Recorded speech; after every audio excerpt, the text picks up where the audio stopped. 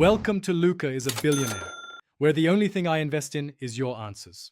You answer and realize it's a scam, act immediately.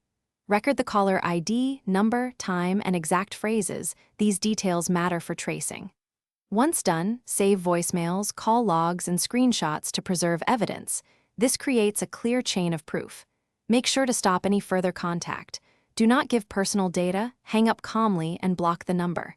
You're setting up the official report now. This early documentation makes the rest of the process faster and more effective. Now file formal reports with the key parties. Contact your phone carrier to request tracing and call blocking. Carriers can often mark numbers and help prevent repeat calls.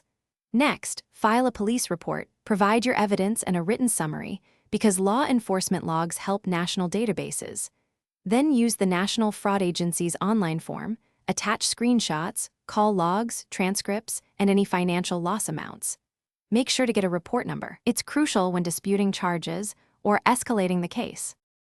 Finish by securing your accounts and following up persistently.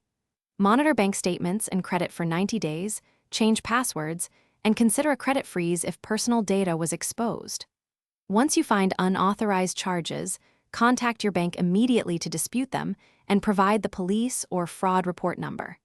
If the carrier or agency stalls, escalate to the regulator or consumer protection office with your evidence packet. Troubleshooting tip: if tracing fails, keep detailed timelines and witness notes. These often unblock investigations later.